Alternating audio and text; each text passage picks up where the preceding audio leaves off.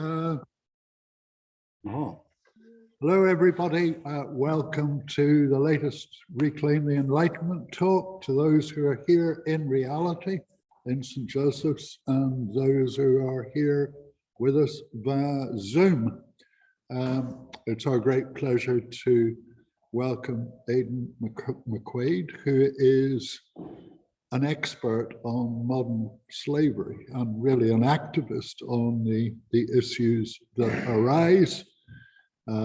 He writes for The Guardian, The Independent, and is frequently called on to discuss these issues, which, just talking before we started, I mean, I was saying that they seem to me to be potentially more pressing than ever. We're obviously talking in circumstances in which literally millions of Ukrainians have been forced from their homes and have now become migrants across Europe, with all the perils involved. But quite rightly, they have received or are receiving a welcome. There will still be many dangers for them. But I do compare their treatment with that of other migrants from conflict, whether Afghanis, Syrians, Nigerians, Somalians, who have had to face Fortress Europe, which has done its best to keep them all out, not to mention Brexit Britain, which would prefer all migrants to sink in the English Channel. And of course, migrants who are stopped or who are halted in their attempt to find secure sanctuary are impoverished, starving, prey to whatever form of exploitation is on the go. And that particularly applies, obviously, to children and to orphans. And, you know, the Ukrainians may be quite fairly getting a half-decent deal, but what about all other destitute migrants? And how does that slot into the question of slavery and abuse? I mean, Aidan has raised other significant issues like the role of multinationals and the global supply chain.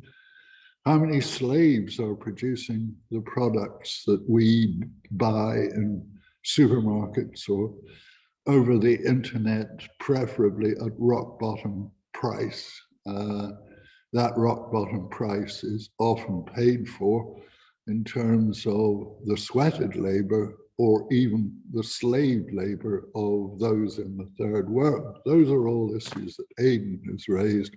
My final note of wonder is that apparently Aidan is a mastermind, i.e. a winner of the mastermind competition. That puts him in an entirely superior league to anybody involved in Reclaim the Enlightenment. Aidan, you're very welcome. Thank you very much. Thank you very much. Hello, everybody. And hello, everybody. It's a packed hall here. I'd like to just check down the back. Can everybody hear me okay? Yes, down the back, everybody can hear me okay. Now, I did have some slides, just so you don't have to look at my head the whole time. Now, where's the slides gone, Stephen?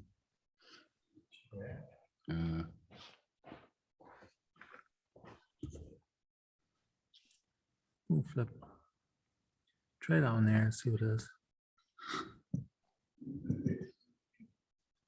Nope. Yeah, that must be it. Is it? Just go, got it. Got it.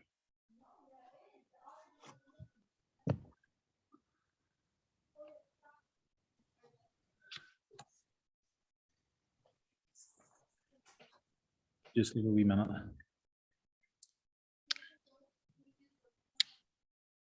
Presentation's nothing without a slight technical delay.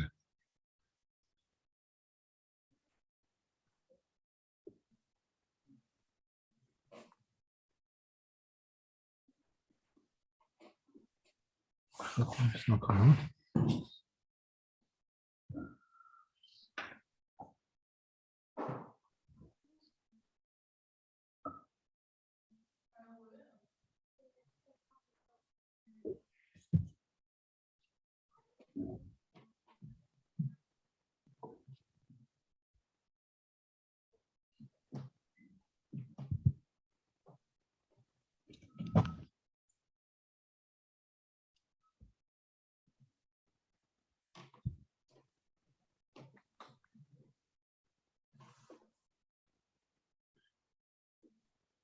Download them.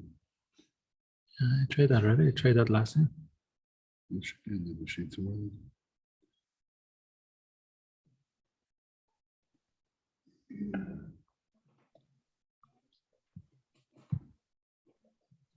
Okay, here we go now. Okay, so just tap it and it'll turn on the next one. Can people see the slides at home? Anybody indicate? Not yet, guys. No, we can just see your email inbox at the moment. Yeah, just give it a wee second. It should come up. Not sure it will. Yeah, it will.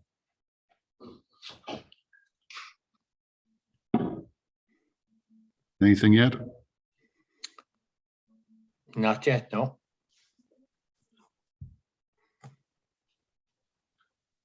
I think there's just a couple minute delay or so. Is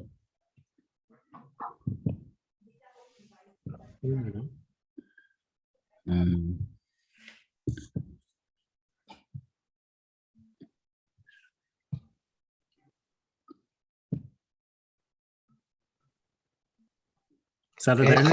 Yeah, we have it there now, Stephen. Grand, Yeah. so Nathan, yeah. is it changing whenever I press the button? Did Yeah, you see it is. Grand. This is the best that's ever happened to me with the Zoom and the Perp. So Well done, guys. the rest of it goes okay. Thanks very much for everybody who's come along tonight in the cold, and everybody who's come along and joined us from home. Entitled the talk Ireland, Slavery and Anti-Slavery. I'm not going to cover the entire history of slavery and anti-slavery in Ireland. If one was to go to the beginnings of slavery in Ireland, we'd be going right into the Iron Age and Brehon Law, when the female slave was the most basic unit of currency. If we were to look at anti-slavery, certainly perhaps the earliest manifestation of anti-slavery in Ireland was St. Patrick and his letters to the soldier of Caractacus, who were a band of pirates, probably fellow Britons, Patrick's fellow Britons, who began raiding and enslaving Irish people after Patrick had become a bishop in Ireland. It's one of the earliest protests against slavery in Western society, certainly post-Spartacus. So rather, I'm going to start with the transatlantic slave trade, because the transatlantic slave trade is to genocide what the Holocaust of the Second World War was to genocide. Sorry, the transatlantic slave trade is to slavery what the Holocaust of the Second World War is to genocide. There's been slavery before and since, there has been genocide before and since, but these are the 2 points in history when the perpetrators marshaled the absolute full basis of industrial organization in order to carry out those atrocities. And as we've seen from the past week with Prince William and his wife's visits to the Caribbean, that still casts a shadow across present days in ways in which people don't necessarily easily understand. So I'd like to start from this point, which is Elmina Castle on the coast of Ghana. And I visited there a couple of years ago. There's other what are called slave castles along the Ghanan coast that were owned by the British, the French, and the Portuguese, but this was a Dutch castle. And it's where the journeys of many of the thousands of people who were trafficked to the Americas, it's where their journeys began. Now, if you do a tour of the castle, you start in the women's dungeons at the base of the castle, which are stiflingly hot and really, really quite unpleasant. But there's one courtyard there, which is overlooked by a balcony from the castle governor's apartments, and he would regularly come out onto that balcony and select women from below he would then take off to rape. The journey, or the tour rather, then continues up to the top of the castle, and you get up to the governor's apartments and up to the officers' apartments at the top of the castle, which are beautifully light and airy and have this great view of the coast all around it. And it's very unsettling to think of the horrors which occurred in that place from somewhere which is so extremely beautiful. Of course, the people who were enslaved there never saw such luxury. This is a photograph of the door of no return, which is the door through which thousands and thousands were marched in order to be loaded onto waiting ships and taken off to the Americas. So it was the last sight of African soil that many of them saw. And this is the people who provided so much of the wealth of Europe and North America through their labor. Now, many of you will be familiar with the image of the slave ship Brooks, which is one of the most famous images from anti-slavery history. And this was brought to the world's attention by my most illustrious predecessor in anti-slavery international, Thomas Clarkson, who identified, somebody trying to get in, let them in, who brought this to the world's attention and how slaves were stacked like sardines into these ships in order to ship them to the States and get as much profit from each journey.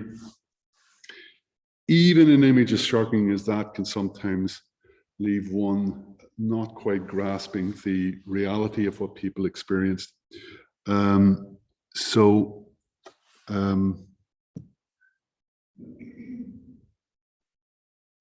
we're still getting some people coming along.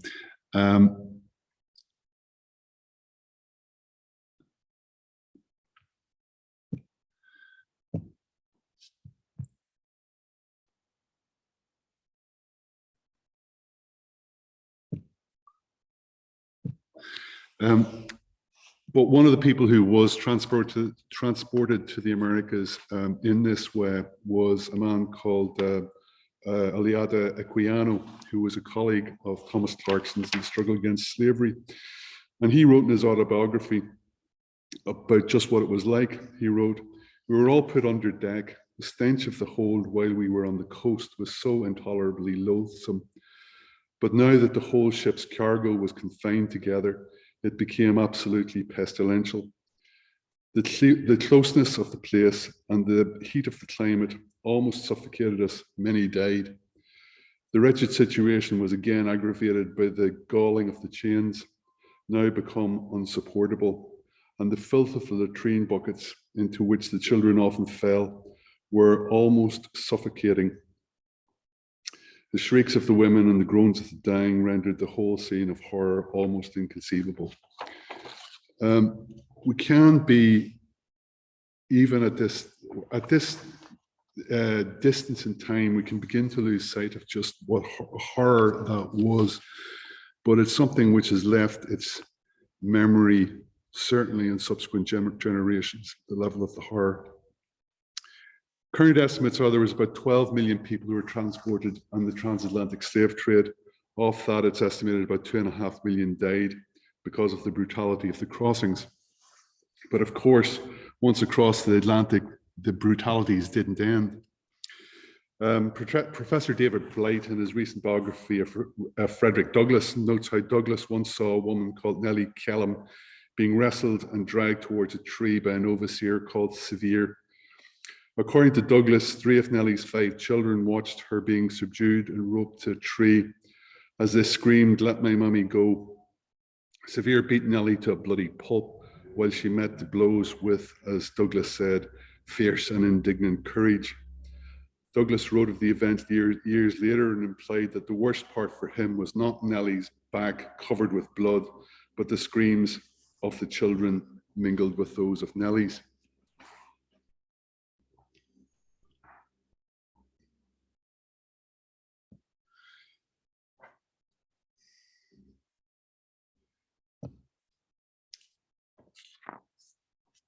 Britain sometimes congratulates itself on being amongst the first to abolish the transatlantic slave trade, and then amongst the first to abolish slavery itself. But of course, the first abolitionists were not white, but the enslaved Africans themselves. In common with Nellie Equiano, Frederick Douglass, and thousands of others who fought for their freedom in different ways. David Richardson, who's an economic historian, estimated that the extra costs that slave ship owners incurred in order to discourage or defeat slave insurrections on the ships led to the lives of hundreds of thousands of others being saved because it made them impossible to be trafficked. And of course, the black regiments of the Union Army during the American Civil War played a decisive role in breaking the power of the Confederacy. Just thinking back, though, to the American Civil War, and one of its leading figures being Abraham Lincoln, of course. Lincoln's perhaps the greatest historical figure of the 19th century, and he's one of the most endlessly fascinating, not only because of his genius, but because of his humor and his humanity. And he was something which is not discussed often, but he himself was, as a child, enslaved. He was sold by his father to a neighbor to pay off a debt. And I think his experiences of that, amongst other things, led to his consistent, though initially very cautious, opposition to slavery. But I think it's important to remember also that in 1860, that Abraham Lincoln, who was elected to the presidency of the United States, was as casually racist as many of his white contemporaries. He did not believe that whites and blacks could live together in the United States, and thought that free blacks should be colonized to places like Liberia. That Lincoln changed so fundamentally over the subsequent 5 years was a result of the fact of the arguments that were put to him by black leaders like Frederick Douglass, and because of the example of the courage of the troops in the black regiments. Those are what fundamentally changed his mind. We'll come back to that in a moment. As soon as I let a few more people into this meeting.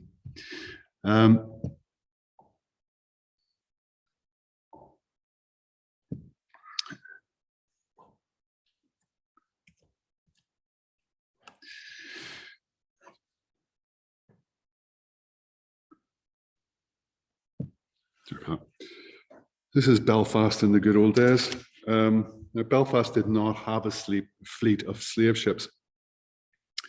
As a historian, Philip Orr has pointed out, in 1786, a venture to establish such a fleet was thwarted by the reformist citizens of Belfast. Orr notes that the proposal to create a slaving company in the town enraged Presbyterian ladies like Martha McTeer and Mary Ann McCracken, who formed the Belfast Women's Anti-Slavery League.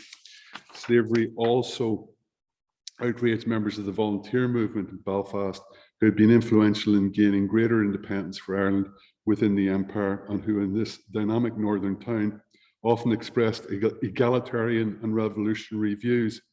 They organised Bastille Day celebrations on the streets of the town in the early 1790s and raised a large flag as part of a procession on which had been painted a picture of a chained slave. It was followed by another banner which asked, "Can the slave trade, though morally wrong, be politically right?" Now, business people from Belfast and other parts of Ireland certainly profited in other ways from slavery and from the slave trade.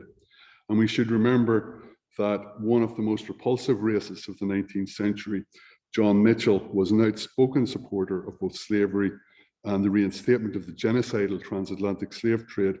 And he is still celebrated in Ireland, much to the shame of people from my part of the world, with a statue in the middle of Newry and with his name attached to various GAA clubs without Ireland.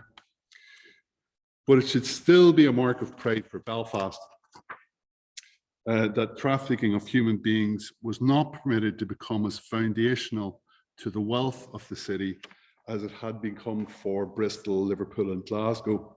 And even as the city's radicalism waned into the 19th century, Mary Ann McCracken was still seen at the age of 88 down in Belfast docks, handing out anti-slavery leaflets to those boarding ships to the United States. Amongst the anti-slavery campaigners who came to Belfast in the 19th century was Frederick Douglass. One of the people he most wanted to meet when he visited Ireland was Daniel O'Connell. O'Connell's reputation as an anti-slavery campaigner had already stretched across the Atlantic. He at one point said that of all men living, an American citizen who is the owner of slaves is the most despicable, and insisted that his movement should accept no money from American slaveholders. At one point, the US ambassador in London challenged O'Connell to a duel for referring to him as a slave breeder, but O'Connell, who had already killed another man in one such senseless encounter, avoided a rematch. O'Connell understood that human rights was a universal thing.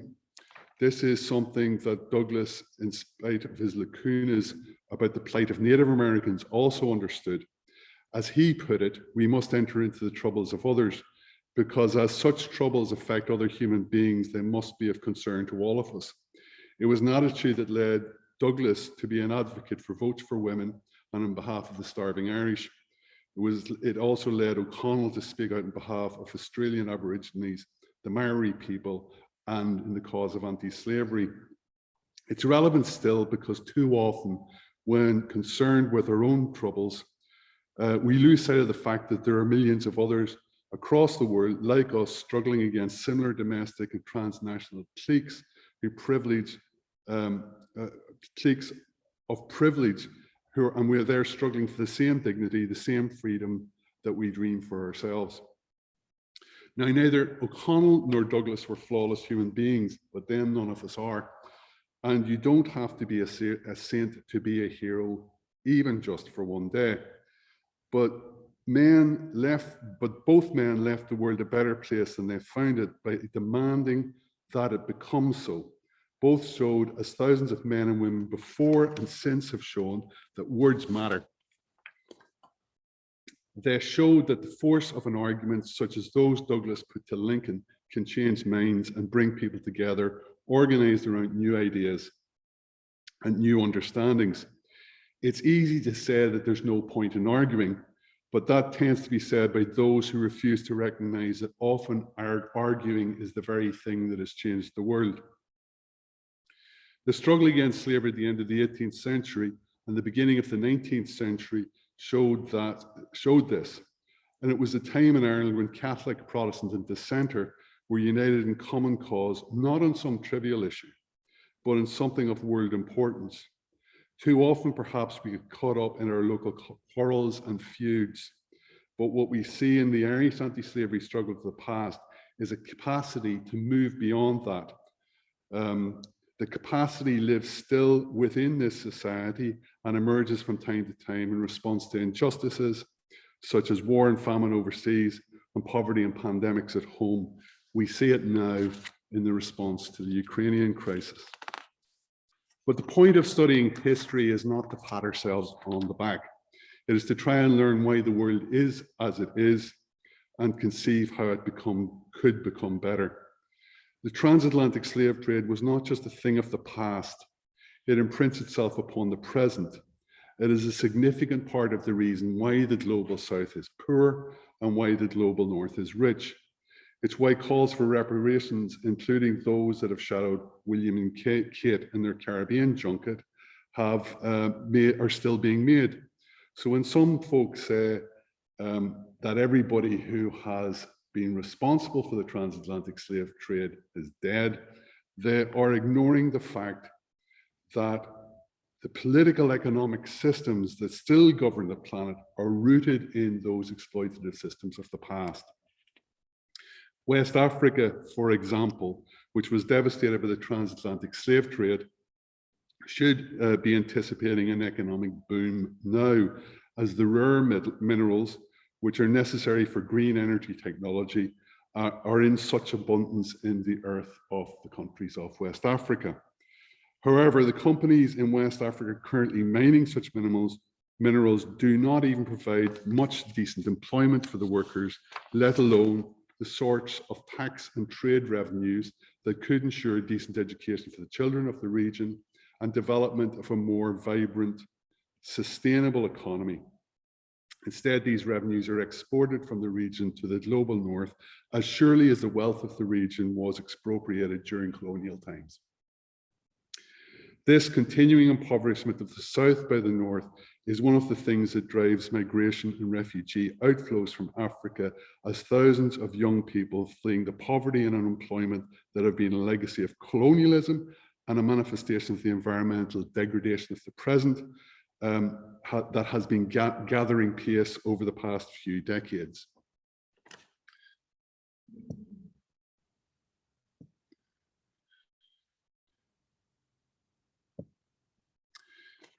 This map shows some of the main routes out of Africa into Europe that are in operation at the moment for refugees and migrants. There are additional routes which come up from Southeast Asia through Russia and into Western Europe. And those are the routes that were taken by the young Vietnamese people who were suffocated to death in the back of a container in Essex by Irish people in 2019. In 2019, I also did a piece of research in Nigeria into the trafficking of human beings from Nigeria across the desert into Libya in the efforts to get into Europe. One young woman that we spoke to, let's call her Abedi, described her experiences. I had a terrible time on my way to Libya. I was subjected to emotional, physical, and mental torture. I had to drink the urine of my friend because of dehydration. On our arrival at the Niger border, we were attacked by the Niger security personnel and spent 2 days in the forest. The truck I was transported in was attacked in the desert, and I and a group of people I traveled with spent 7 days in the desert. We were forced to dress in full body cover to disguise ourselves. We were packed in a truck and tomatoes placed on top of us to hide our identities because we had no visas. I was not spared in Libya as my hut was attacked, which led me to running for my life before I met a woman who put me to work as a prostitute in a brothel. Another migrant, let's call him Idris, described similar experiences. In January 2018, I left Nigeria with the hope of crossing the Mediterranean into Germany. The journey was tough. I suffered dehydration, starvation, fell ill, and I was tortured by bandits. I saw people drink their own urine when they were thirsty. On our journey through the desert, we were attacked by bandits and lives were lost, mainly little children who could not run. They were buried in the desert. My best friend was shot and killed on one of the occasions that we were attacked. 5 people died from my truck. Their valuables such as phones and money were stolen. The men who had nothing on them were beaten, while the girls and young women were raped. On my way, I was sold by my connection man, a man called Mr. James, and my mother had to send me money so I could regain my freedom. In Libya, I worked as a laborer and slept in the streets for 2 months before I was able to rent an apartment. Now, Idris and Abedi are amongst the lucky ones in that they survived. Thousands more die in the desert. Thousands more are simply sold into forced labor and sexual exploitation in Libya. These horror stories are an outgrowth of European policy, that of national governments and of the EU itself, which fails to ensure economic and environmental justice in West Africa that could diminish the conditions that drive so many young people to migrate in search of a better life, having given up hope of obtaining such a thing in their homelands.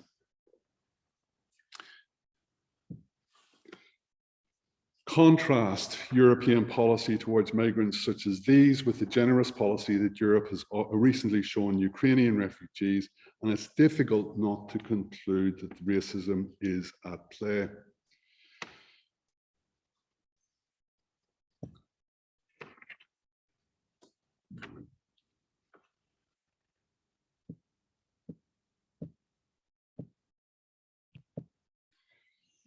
In the global north, racism, the roots of racism can be traced back to the transatlantic slave trade.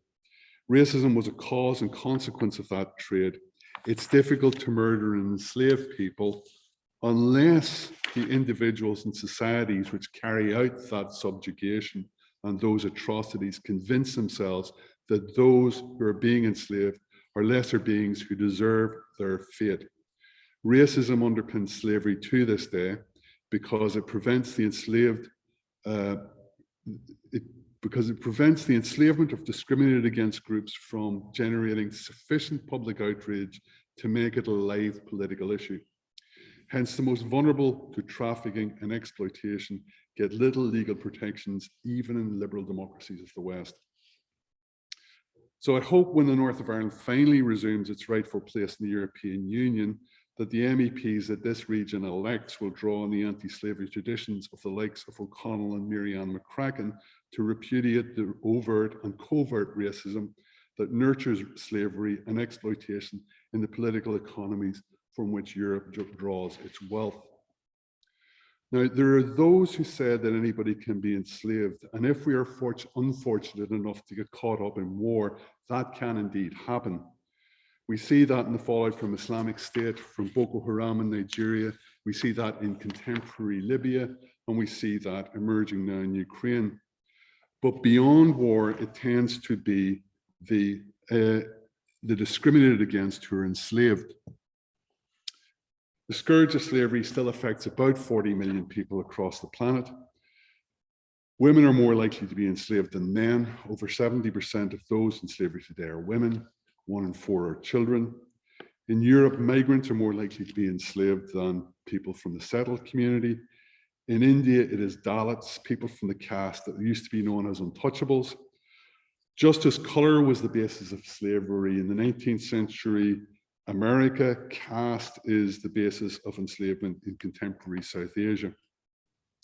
Millions of Dalits are enslaved to work in agriculture, in brick kiln, and in sanitation work, manually cleaning up the waste, including the shit of the more powerful in society. One young man who we interviewed as part of a research project described his experiences. I studied commerce and banking, he said, but I couldn't find work. Even though I'm educated, the village council would only hire me to clean toilets because I am from the untouchable community. There was no respite from the COVID pandemic for such sanitation workers. Another Dalit sanitation worker said about his work during the plague, "At least social distancing is nothing new to us. The rest of society shuns us already."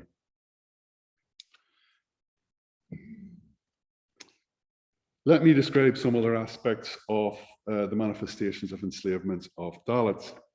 In 2010, as part of a research project I was supervising, one of our researchers spoke to the mother of a young Dalit worker who worked in a cotton spinning mill in the state of Tamil Nadu in southern India. She described visiting her daughter. She said, "I spoke to her in a room provided for visitors because visitors are not allowed to go inside the mill or the hostel. My daughter told me that she was suffering with a fever and vomiting often. I met with the manager and requested him to give leave to my daughter because she was unwell. I told him that I would send my daughter back once she was better, but the manager refused, saying that there was a shortage of workers, therefore they cannot grant leave. He also assured me that they would take care of my daughter and asked me not to worry." A week later, she received a phone call message to say that she could now collect her daughter because she was dead.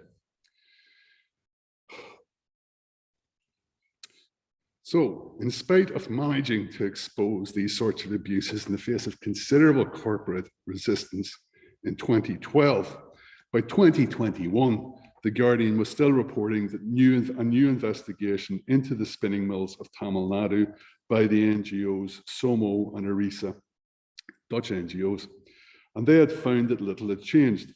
A worker at one of the mills spoken to by the researchers said, "We do not get proper sleep. We always have to work. We have to work in 2 shifts and sometimes 3 shifts.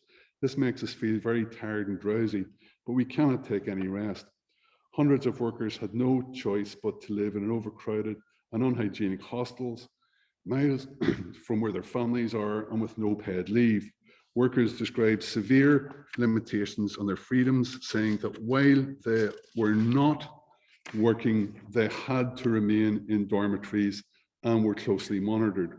Women reported feeling unsafe, that they were subject to sexual harassment in the factories and in their accommodation. They described male managers, supervisors, hostel staff and co-workers touching them inappropriately and making sexual comments, often under the cover of loud machinery noise.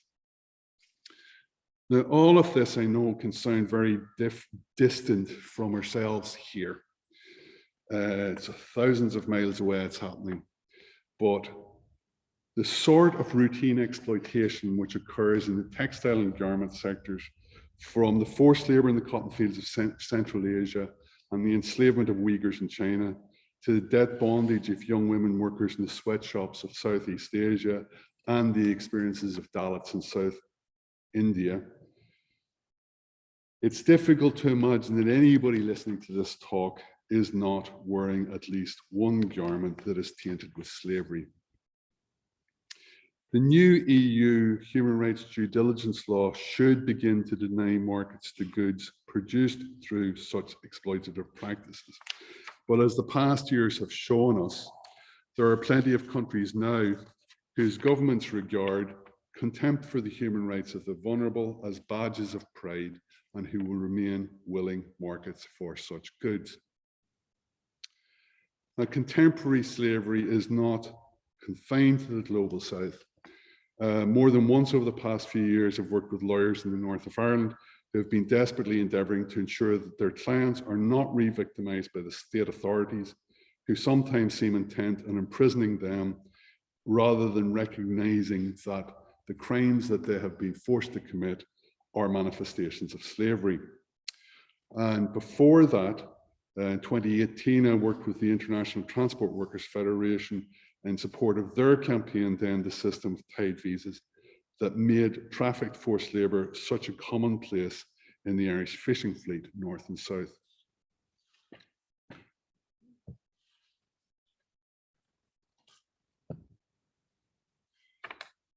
It's easy at the best of times to feel overwhelmed by the scale of the challenges posed by contemporary slavery, and these are not the best of times. Brexit, a deeply xenophobic and often racist project, has already struck at the foundations of the peace process in Ireland.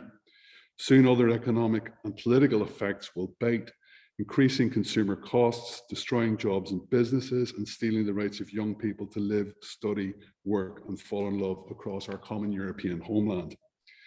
Soon this may be followed with the threatened bonfire of labour and environmental rights that many in the current British government seem so keen on, and that will increase the risk of exploitation and trafficking of vulnerable workers. The treatment of P&O workers is probably a sign of things to come. And in spite of the well-documented risks of trafficking associated with tying workers' visas to specific employers, the UK government seems intent on introducing this license to exploit in the agricultural and other sectors. But we are not the first people to face bleak prospects. In his biography of Frederick Douglass, David Blight describes Douglass as personifying the duty to hope. Douglass recognized that no one in the Black community had the luxury of despair, because that would paralyze action. So instead, even at the bleakest moments, he and his comrades continued to write and to speak, to organize and to lobby politicians, to provide practical assistance to those enslaved or at risk of being trafficked, to seek pragmatic expression of their idealism.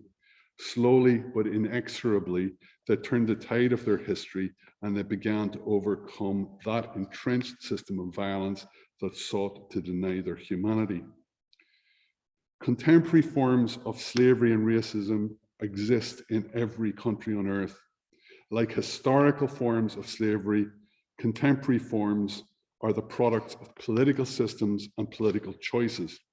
Choices to underfund education, choices particularly for girls, choices to remove workers' rights, to tolerate and sometimes to encourage racism and xenophobia, to victimize the powerless, and to privilege the greed of the powerful over the rights of the vulnerable. If that makes you angry, it should. Because to make the world less outrageous, we must first be outraged. Indeed, we must be outraged enough to make ourselves unpopular with those making the decisions to maintain the systems of exploitation, neglect, and exclusion across the world and at home. We must take that outrage and control and shape it through the power of words and argument, through protest and leadership, to reshape the politics of our age. Let me give some examples of what that might look like.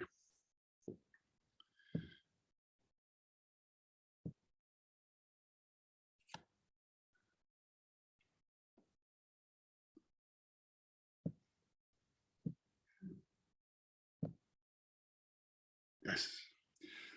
Business people can check their operations and supply chains to make sure that there's no slavery within it. Educators can teach the history, all the history, not the bits that Michael Gove likes. Lawyers shouldn't prosecute victims and should stand up for those who are being victimized. Medical professionals must be open to the possibility that some who come into their offices may be the victims of trafficking and in need of protections more than medical treatment. Trade unionists need to expand organization for at-risk workers and support international campaigns for extending international law against slavery, most notably the 2014 Forced Labour Protocol. Politicians can advocate for more funding for the implementation of that Forced Labour Protocol, to end tied visas in Britain and Ireland, to close markets to slavery-tainted goods, to support education in the global north and south, and to make human rights central to the political economy. And citizens must campaign. They must raise their voices in protest. We must raise our voices in protest and campaign for the reform of the political economy. We can do this in quiet ways and loud ways. We can question our politicians. We can question the businesses from whom we purchase things and ask them what measures are they putting in place to ensure that exploitation and slavery are not an intrinsic part of their supply chain. And we can fund education internationally, particularly for girls. Children in the Crossfire and Derry do a lot of good work on this and are worthy of support. And we can campaign to remove racist symbols and attitudes.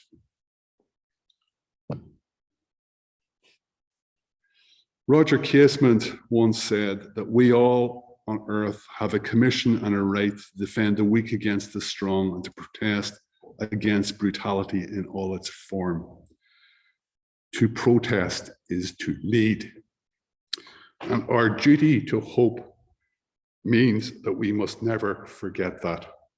Thank you very much.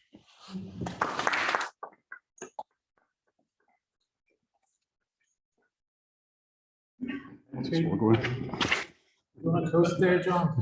Well, thanks very much, Aidan. Plenty of food for thought there. Wee bit of discussion. Anyone want to ask any questions or pursue any avenues? Yeah. In your general view of things, the kind of general broken scheme of things in the world, would you say the process of globalization as we have experienced it in the last half a century or so has really been a process of enslavement, if not actually, at least to some extent metaphorically? I think what the process of globalization has done is that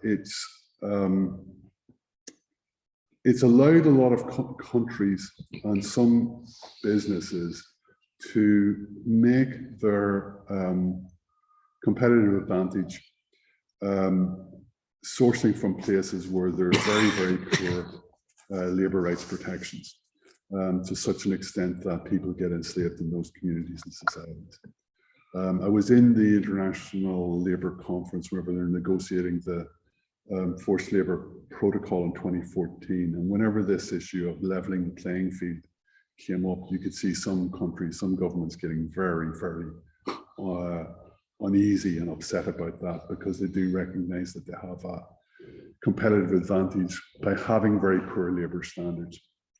John Ruggie, who wrote the UN Guiding Principles in Business Human Rights, his idea was that one should extend extraterritorial law to strengthen protections of human rights, so that, for example, if you are a British citizen knowingly sourcing slave-tainted goods in Saudi Arabia, then you should be accountable for British courts, even if not Saudi Arabian courts. Very few countries have done anything like that. Australia has got extraterritorial law in relation to child sex trafficking and paedophilia, but there's very few other examples of that. So there's a long way to go even in getting extraterritorial law that might begin to push forward some standards, but things like the European due diligence law, the Obama administration's amendment to the Trade Act, which again excludes slavery-tainted goods from the United States. These are important steps forward, but there's a long, long way to go. Okay, Eamon Hanna has a question there. He's raised his hand. Do you want to shout it Yes. out? Hello, Aidan. I meant to go tonight and I started off and there was an enormous traffic jam on Tate's Avenue. So Carl and I apologize for not being there. I fully intended to be there because I will always turn up to listen where you are, Aidan. I just wanted to ask, I have met some Irish Americans who try to draw a connection between indentured service and slavery, you know, and try to emphasize the commonality of the two things. Do you recognize that there is any such link between slavery and the indentured service system that was seen to have been particularly strong in the United States in the 18th and 19th century? Yeah, indentured servitude would be classified in contemporary international law as a slavery-like practice, similar to, for example, debt bondage. But you know, to say that indentured servitude of the Irish in the 19th century is akin to the enslavement of Africans in the Americas is a bit like saying, I don't know, somebody served a year doing hard labor in Mountjoy prison is just the same as somebody who was worked to death in Auschwitz. I mean, you're talking about real considerable differences in scale there, and also the legacy of racism, which was left behind as a result of the trafficking and enslavement of Africans in the Americas. There's nothing comparable to that affecting Irish people, even in the most anti-Irish society that you might imagine, which exist in some parts of the world.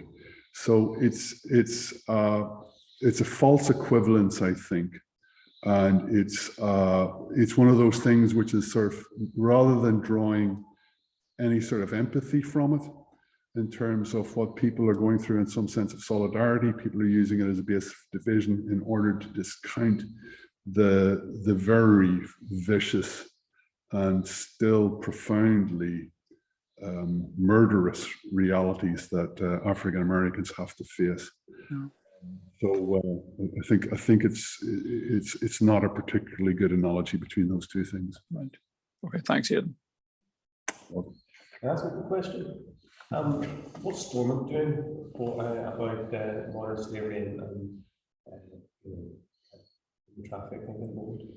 I mean, Stormont, there is anti-trafficking law which was passed in the dim and distant past. I mean, the central issue with Stormont at the moment is that there isn't an executive. If you look at some of the things which Scotland and Wales have been doing in relation to the Ukrainian refugee crisis, it would be nice if Stormont was doing something similar.